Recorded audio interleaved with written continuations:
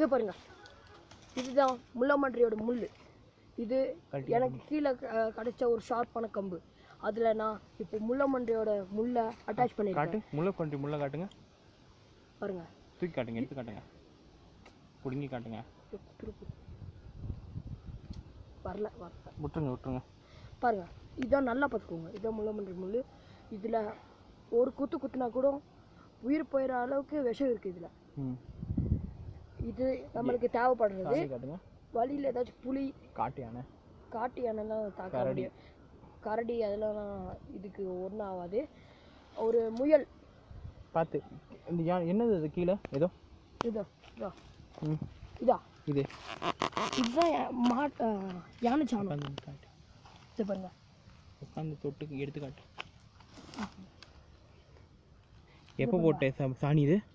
இது ஒரு பாத்திரம் தெரியுதுல்ல, இது ஒரு 15-30 நாள் முன்னாடி போட்டிருக்கோம். 30 நாள் முடியா? ஒரு மாதம் குறிப்பிட்ட அளவுக்கு போட்டிருக்கோம். இந்த சாணியவா? இந்த சாணியே போட்டிருக்கோம். நான் கூட அந்த டைமில் இங்கே தான் இருந்தேன். இருங்க, சாணி காட்டுறேன். நல்லா பண்ணுங்க. காட்டு யானையோட சாணி தானே இது? அதே தான்.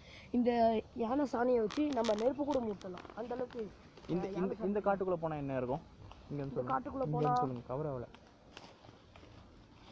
இந்த காட்டுக்குள்ளே போனால் நிறைய முயல், சிங்கம், புலி எல்லாமே இருக்கும். நம்ம பார்க்க வேண்டியதெல்லாம் ரொம்ப ஆபத்தான அடர்ந்த காட்டுக்குள்ளே போகக்கூடாது. இங்கே முன்னாடி போய்ட்டு திரும்பி வந்துடுறோம். அதுவும் உங்களுக்காக இந்த ரிஸ்க் எடுக்கிறோம் நாங்கள். வா. மலைப்பாம்புகள் இருக்குமா? சொல்லுங்கள். மலைப்பாம்புங்கள்லாம் நிறைய இருக்கும். அதுவும் இல்லாமல் இந்த இடத்துல ராஜநாகம் இருக்கும். King cobra. இது எப்படிங்க கேமரா என்ன எடுங்க நான் கொஞ்சம் சொல்லின்னு சொல்கிறேன்.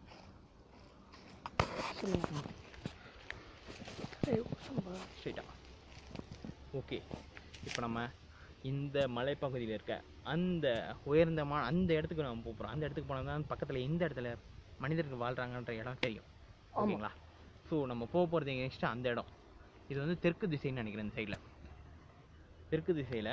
ஸோ நம்ம பார்க்க வேண்டியது என்னென்னா, இங்கே உணவுப் பொருள் ஏதாவது கிடைக்குமா, இல்லை வந்துட்டு நம்மளை வந்துட்டு புலி சிங்கத்துக்கு உணவாயிடுமா அப்படின்றது தெரியல.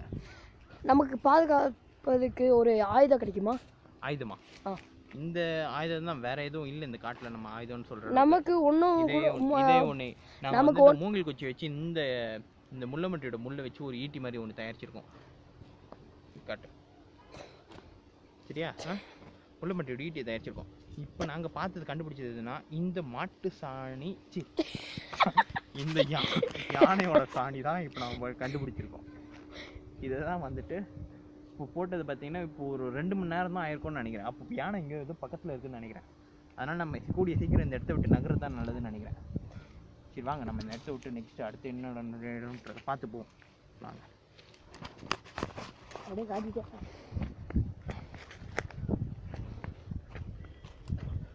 அவர் பார்த்தீங்கன்னா அந்த மலையோட உச்சிக்கு ஏறிக்கிட்டு இருக்காரு. இங்கே பார்க்குறதுக்கு ரொம்ப ரிஸ்க்காக தான் தெரியுது இந்த இடம். வழியெல்லாம் மூங்கில் குச்சிகள்லாம் உடஞ்சிருக்கு. அது பார்த்தாலே உங்களுக்கு தெரியுது. இந்த மூங்கில் குச்சிகள்லாம் ஏன் உடஞ்சிருக்குன்னா யானை வந்த இடம் இது எல்லாமே. இதுக்கப்புறம் போவேணான்னு தான் எனக்கும் தோணுது. நம்ம இங்கேருந்து திரும்பி சேஃபாக ஓடி போயிடுவோம் வீட்டுக்கு. மாட்டு சாணம் இல்லைடா, யானை சாணம்டா. அது ஃப்ரெஷ்ஷாக இருக்குதுன்னு நினைக்கிறேன் அந்த சாணம். அதனால் யானையை காட்டு யானைங்கிட்ட மாட்டுறது ரொம்ப ரிஸ்க்கு. நம்ம போயிடலாம் அதோட. அதை காட்டுங்க, அந்த சாணம் எவ்வளோ பழசுன்னு பார்க்கலாம்.